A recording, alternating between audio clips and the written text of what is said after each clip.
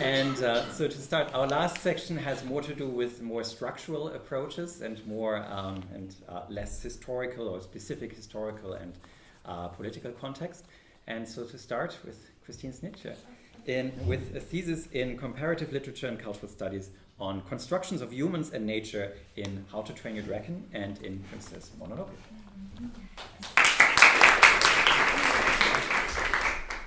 Hello everyone, my name is Christine, for those of you who don't know me.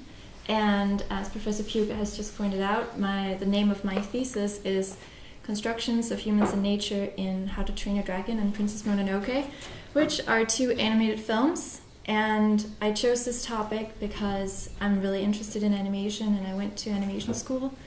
And I'm interested in how animation can become a critical medium for engaging both children and adults in important themes such as how we relate with the environment and how we relate with each other as humans. So in my thesis, I analyzed the two animated films and how also their productions to see whether there's a correlation between how these movies were produced and what their final messages are.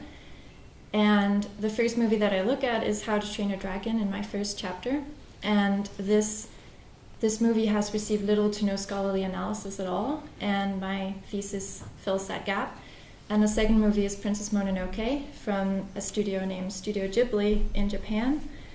And both of these films have characters or a major part of their plot is how humans relate with the environment, and also these characters seem to question conventional values.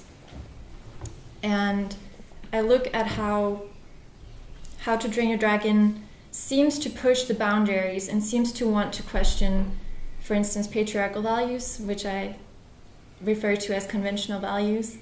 And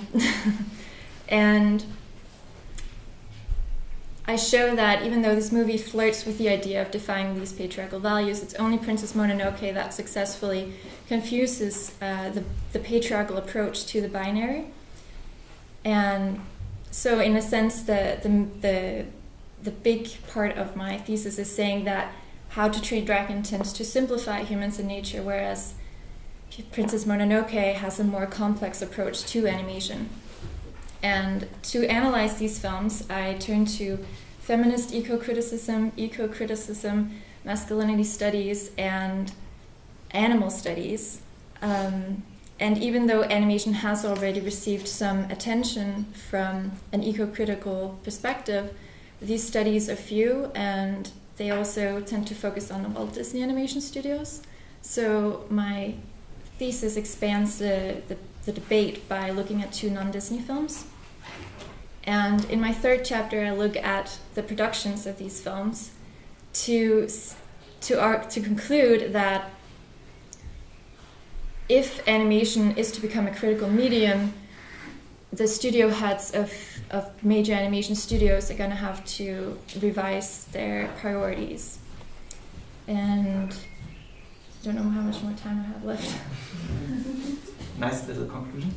Okay, so in conclusion, I show that animation is not just one type of medium and it's not just one type of cinema. There's both complex animation and simplistic animation, and how wonderful would it be to live in a world where animation could engage children in complex issues, and that children from a very young age, what they're watching is challenging them and showing them different views of the world and non-patriarchal ways of relating to both each other and to nature. And so I show through Princess Mononoke that animation can be a complex medium if animation studios want to move beyond entertainment and go that extra mile. Then they just need to, if they want to question conventional values, they just need to question their own approach to animation.